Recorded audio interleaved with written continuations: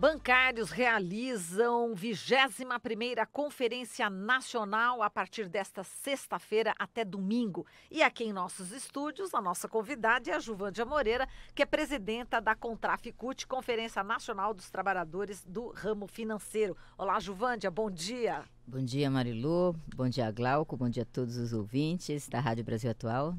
Prazer recebê-la aqui, Juvândia. Eu que agradeço o convite. Vamos falar aqui dessa conferência, né? Vocês vão debater questões ligadas, obviamente, aos bancários, mas também com um foco no nacional, do que está acontecendo na política nacional no Brasil, né? Esse desmonte que a gente está vivendo, né, Juvândia? Exatamente. A gente tem delegados e delegadas do Brasil inteiro. São 700 pessoas que vieram de todas as regiões do país. O começo da conferência é exatamente isso, é um debate de que momento que a gente está no nosso país, o que está acontecendo no nosso país, é um debater a conjuntura. Então a gente tem convidados para localizar, porque a gente tem que entender o todo para entender o que está acontecendo na nossa realidade. E, obviamente, nós não estamos preocupados apenas com os bancários, mas com toda a sociedade, com todo o país, com a classe trabalhadora. Esse desemprego todo afeta todo mundo, né? Todo mundo está preocupado com o emprego, os bancários também, né? O ataque às empresas públicas afeta todo mundo, afeta inclusive um ataque que está sendo feito aos bancos públicos, né? Exato. E não vai afetar só os bancários se diminuir os bancos públicos, a importância, se diminuir o número de instituições públicas, de bancos públicos.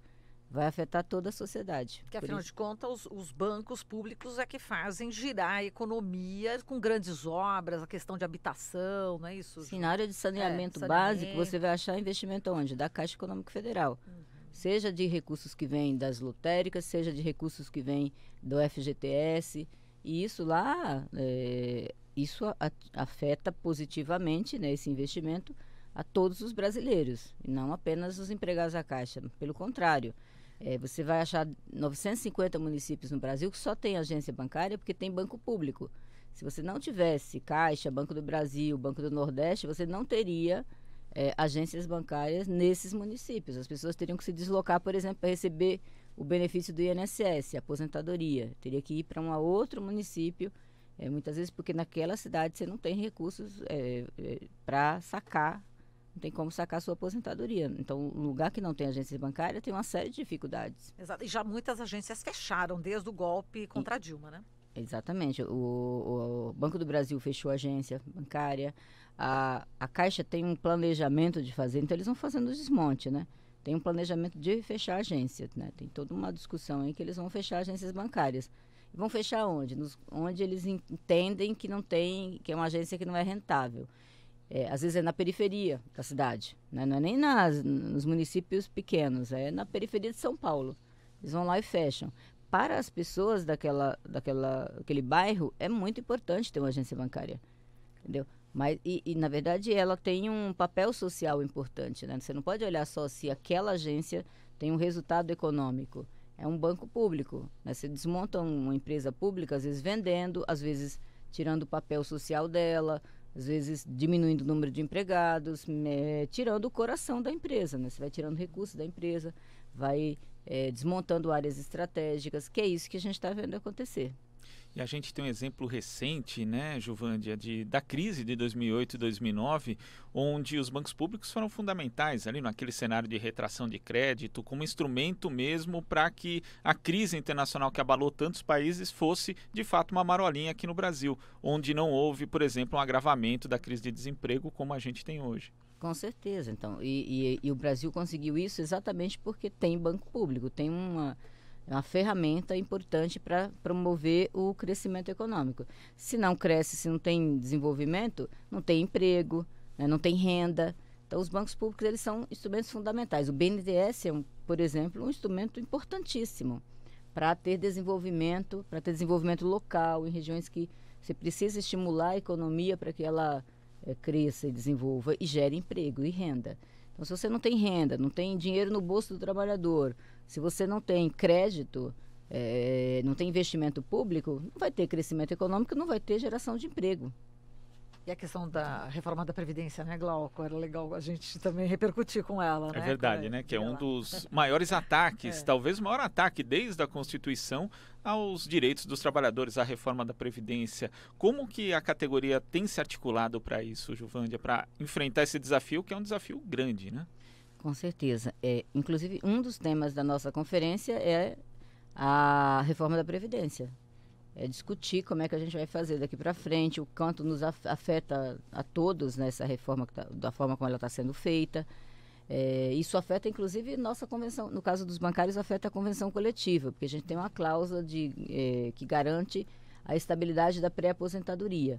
Como isso tudo vai mudar, a mulher se aposenta hoje com 30 anos de contribuição ou com fator 86-96, né, homens e mulheres. Agora estão mudando para 40 anos de contribuição e, no caso das mulheres, vai chegar a 35 anos de contribuição. Então, quem já estava chegando vai ter um tempo maior.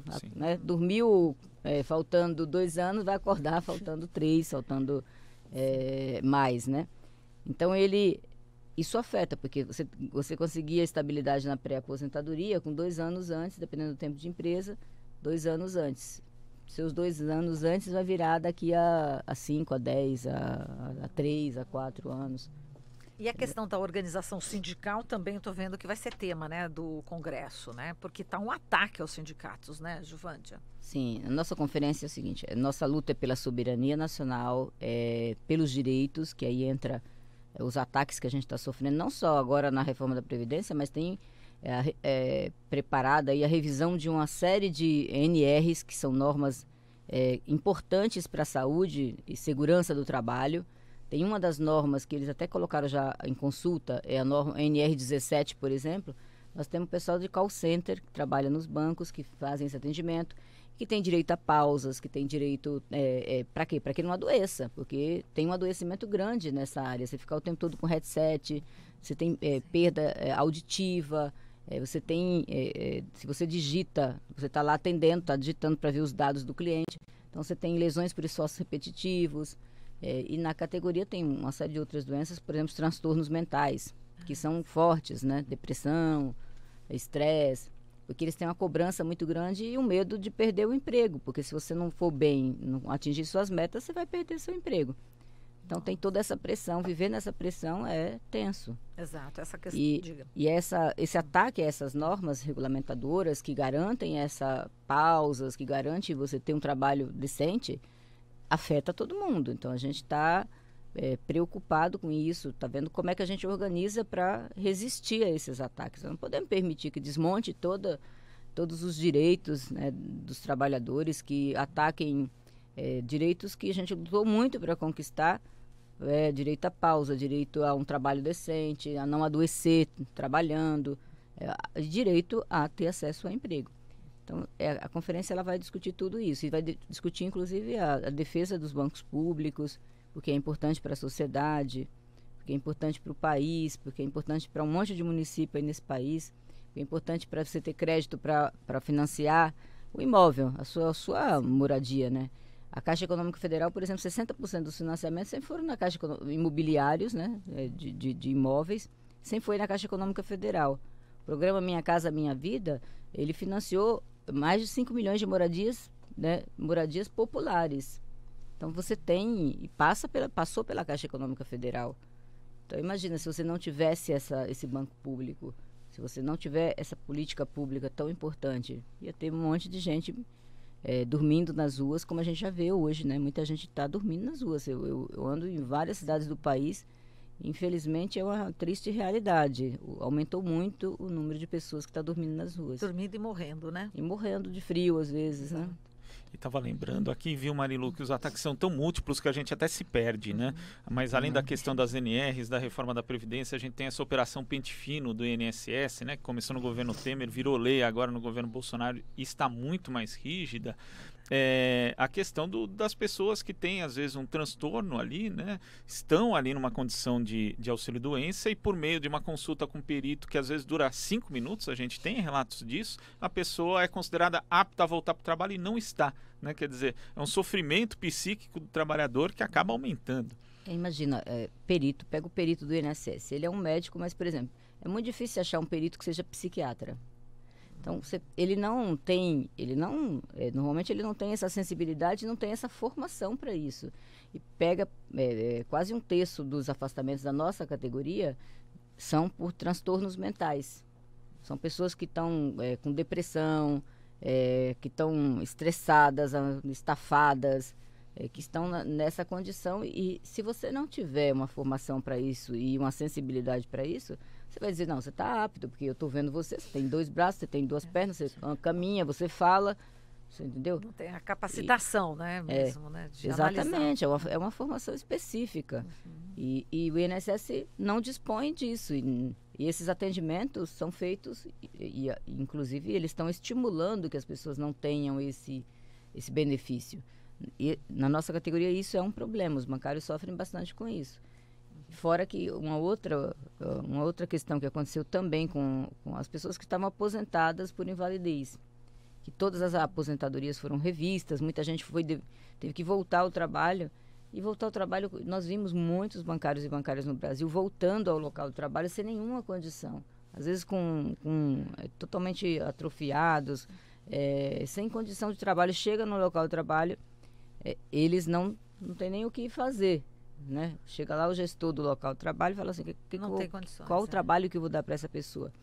E às vezes só agrava ainda mais a situação. O quadro geral dele, né, psíquico. Exatamente. Né? E, bom, enfim, e os clientes, né, dos bancos, vamos falar aqui, que também são afetados, né? A gente, né, como cliente, tem altas taxas de juros aí. Todo esse desmonte acaba afetando, né? A gente vai numa agência, por exemplo, de repente vai numa determinada agência que era rapidamente atendida, só que agora não, como teve a fusão, né, de várias agências, por exemplo, até do Banco do Brasil, na minha região, e aí 3 em 1, né? Então fica aquela demora danada. Até pegando o gancho aqui, viu, Marilu? A Rebeca de Taboão da Serra, ela diz o seguinte, aqui no entorno da Avenida Luiz Berrini fecharam 3 agências bancárias do Banco do Brasil. Quer dizer, não é só na periferia, é algo geral, né, Marilu? Na Pompeia. Sim, eles estão fechando a agência bancária. Isso é uma questão. E o problema é quando você fecha em lugares que você não tem nem alternativa. Sim. E quando você fecha a agência bancária, é uma opção, porque uma coisa é você investir na tecnologia, a pessoa não ter acesso ao serviço, enfim, o serviço ter acesso a esse serviço digital com taxas de juros mais baixas, com tarifas bancárias mais baixas, porque via o serviço digital ele é mais barato, né? Se você vai no aplicativo, faz uma operação, você vai na agência e faz a operação no aplicativo é mais barato. Mas a tarifa bancária não baixou, pelo contrário, eles aumentaram as tarifas bancárias, entendeu? As taxas de juros não baixaram. Você pega um cartão de crédito, se você entrar no rotativo do cartão de crédito, o juro é absurdo. Às vezes é mais de 300% de juros anuais. Se você entra no cheque especial, aqui é um absurdo, é inviável. Você vai quebrar. Se você entrar no endividamento bancário, vai deixar qualquer pessoa quebrada, qualquer empresa falida. Esse é um problema, porque nós cobramos aqui no Brasil as maiores taxas de juros do mundo. E mesmo quando eles investem em tecnologia, jogam as operações no celular, na internet, eles não baixam as tarifas. Deveria baixar a tarifa porque o custo é muito menor. Exato. E diga, Glauco. Não, e às vezes quando as pessoas veem, né, a taxa Selic caiu, então imagina que vá cair ali também a taxa de juros do cartão de crédito. Não é assim que funciona, né, Giovandia? Não, nunca é automático. Ele sempre tem um motivo porque não baixou a taxa de juros. Sempre tem alguma justificativa, né? Você pega ao longo dos anos e você vai encontrar justificativa. Ora é um problema macroeconômico, ora é um problema micro, enfim, ora é endividamento. E quando a gente olha, em momentos que o Brasil estava crescendo com emprego e enfim, mesmo assim, eles recusavam a aplicar taxas mais plausíveis. Agora vamos falar um pouquinho sobre esse cenário que a gente está vendo, né, de bastante violência, do Bolsonaro dando declarações extremamente violentas, né, contra pessoas que morreram durante a ditadura militar. E essa questão toda, né, dessa violência, como é que fica a elite brasileira, né? A elite brasileira, os banqueiros, que querem de qualquer maneira a reforma da Previdência, não vai sair e tá tudo bem. Quer dizer, fecham os olhos também para essas questões tão graves na área dos direitos humanos, na área da educação, né? Porque é uma questão até de mal educado, né? O presidente, ele é mal educado, né, e ofende as pessoas. E a elite parece que está fechando os olhos para isso, quer a reforma da Previdência, custa o que custar, vai dar certo, e isso fica em segundo plano, fica, sabe, vamos ignorar, o povo sendo massacrado. O que vai dar isso, Joane? Sim, então eu acho que, veja, a gente pode olhar esse grupo que está em torno do Bolsonaro. Uma parte, o mercado financeiro tem interesse nas reformas que vão beneficiá-los, né? Eles têm interesse na reforma da Previdência, queriam a capitalização, e eu acho que nesse sentido a gente teve um ganho, né? Nossa luta tem um ganho, e vale a pena fazer a luta, fazer a pressão, fazer o movimento na rua, conversar com as pessoas sobre o que eles estão querendo fazer com essa reforma, porque a gente conseguiu derrotar a capitalização. A capitalização seria um outro sistema, em que as pessoas, que já foi implementado no Chile há mais de 30 anos, e está lá, um monte de idoso passando fome, sem conseguir se aposentar, ou uma aposentadoria que é tão pequena que não dá para sobreviver. E a capitalização ia beneficiar quem? Os bancos, né? O mercado financeiro. Só eles iriam ganhar com isso. A gente ia perder, a sociedade ia perder muito com a capitalização. Então, acho que esse foi uma grande vitória da nossa luta. Nós fizemos greve geral, fizemos movimentos de rua, né? E a população se mobilizou e conseguiu derrotar a capitalização. Mas é óbvio que eles ainda estão tendo uma vitória, porque eles estão colocando lá a idade mínima, estão aumentando o tempo para você aposentar, dificultando a aposentadoria. 40 anos de contribuição com 65 anos de idade, na verdade, significa que você vai aposentar lá para os 73. Porque ninguém trabalha 40 anos seguidos sem nunca ficar um período desempregado. Então, você sempre tem períodos de desemprego. No Brasil, você tem aí nesses 40 anos mais ou menos uns 8 anos de desemprego, quando soma tudo. E vai lá para 73 anos de idade. Quer dizer, você não está instituindo 65 anos. Você está dizendo o seguinte, você vai se aposentar com 73, você não vai aposentar, você vai demorar para aposentar, se vire. E os bancos, por exemplo, não contratam pessoas que tenham mais de 30 anos, já é muito difícil. Os bancos têm limite de idade para contratar. Eles não contratam pessoa com 60 anos. Não existe isso. Então, vocês têm segmentos que não contratam as pessoas que têm mais idade. Exato. Então, portanto, o cenário é sombrio ainda, de muita luta também ao mesmo tempo, né? Como você bem salientou, né, Juvândia? Eu acho que aí tem outra parte desse grupo que apoia o Bolsonaro, dessa elite, que é isso que eles pensam mesmo. Esse pessoal não está preocupado com a população, não está preocupado com o país. São muito subservientes, enfim, não estão preocupados com o país. Eles estão preocupados consigo, com seus próprios interesses. E aí a gente está vendo, se você olhar a renda no Brasil ano passado, o PIB cresceu 1%, a renda dos ricos cresceu 7%. E a população está desempregada. Você tem mais de 12% de desemprego no país. Quando você pega o desemprego ampliado, você tem 28 milhões de brasileiros que ou está desempregado ou está subempregado, não ganha o suficiente para sobreviver. Perfeito. Bom, diga. E quando a gente vê, por exemplo, entrevistas como a do presidente do Itaú, né, dizendo que as declarações do Bolsonaro não atrapalham em nada e praticamente celebrando o nível de desemprego, né, dizendo que isso facilita o cenário, realmente revoltante, né? Exatamente, mas veja quanto ganha o presidente do Itaú e quanto ganham os executivos dos bancos. Eles ganham milhões, né? Uma fortuna. Tem banco que o cara ganha 40 milhões de reais por ano, tem banco que o cara ganha 15 milhões de reais por ano. Esse cara não está preocupado se o brasileiro está comendo ou não está comendo, entendeu? Mas nós temos que estar preocupados com isso, né? O desemprego é uma dor muito grande, né? Muita gente, todas as famílias, você vai encontrar alguém desempregado, entendeu? E a renda cai, e é um sofrimento. Sim. As pessoas não terem alternativa, enfim, afeta tudo. Com certeza. Afeta a autoestima, afeta tudo, né? Porque a gente dá um pouco de cidadania à pessoa quando ela tem emprego. Tem né? E aí a gente tem que, enfim, nós temos que lutar contra o desemprego. E o Itaú está interessado se a reforma da Previdência vai passar ou não, porque eles querem liberar o orçamento público para os rentistas, para o mercado financeiro, para esse povo que fica com uma grande parte do orçamento público hoje.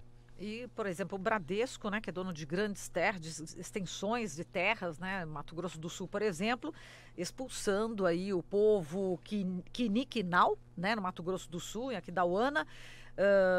Segundo o Kleber Busato, que é o secretário executivo do Conselho Indigenista Missionário, CIMI, ele denunciou. Então, o Bradesco está ali, ele é proprietário daquela terra, os indígenas vão fazer essa tentativa de retomada da terra que era já deles, e aí eles são reprimidos violentamente com bombas de gás lacrimogênio, muitas pessoas feridas, crianças chorando, velhos correndo. Quer dizer, é uma situação de violência extrema, com o apoio da força policial, do aparato policial em diversas esferas, né? Então, foi rápido, eles tomaram a terra e em seguida já vieram os policiais, né? E o dono é o Bradesco, né? Para você ver, né? Os bancos têm lucros bilionários, né? Lucro líquido, não tem mais que pagar imposto, enfim, tá livre ali. Bilionários os lucros dos bancos. E aí a gente tem que valorizar mais o ser humano do que o lucro, o dinheiro, né? Quando a gente faz isso, a gente está deixando que a sociedade valorize mais o dinheiro, né? Esses caras já ganham muito dinheiro, já tem muito dinheiro, né? O lucro deles é astronômico. Se você emendasse nota... a gente fez uma conta uma vez que você emendasse nota de R$100, você chegava na lua com o lucro dos bancos. É uma coisa absurda. Que horror. E aí você pega índios, crianças, mulheres, né? E vai lá e tira a terra dessas pessoas. Quer dizer, para dar para quem? Quem é que vai ganhar com isso? Como é que você usa a polícia, o aparato do Estado, que deveria estar a serviço de defender o ser humano, o cidadão? Vai lá e tira criancinhas, tira os índios. Né? Nós que chegamos aqui e tomamos as terras deles, né? Então a gente tem que proteger essa população. E a gente está deixando acontecer o contrário. Esse governo está fazendo isso, né? Ele não tem preocupação com os índios. Veja as declarações que ele tem dado, as mudanças que ele tem feito na política, né, deixando essa população desprotegida. Entendeu? Querendo rever as terras indígenas, né, da demarcação. Enfim, a gente não pode apoiar isso. A gente tem que defender o ser humano. Perfeito. E aí, com essa defesa do ser humano, a gente encerra aqui a entrevista com a Juvândia Moreira, ela que é a presidenta da CONTRAF, Confederação Nacional dos Trabalhadores no Ramo Financeiro, e a CONTRAF que realiza neste final de semana, a partir de hoje, a 21ª Conferência Nacional dos Bancários, ali na quadra dos bancários, na Rua Tabatinguera, 192, no centro de São Paulo. Obrigada, Juvândia. Um beijo para você. Eu que agradeço. Um abraço. Até mais.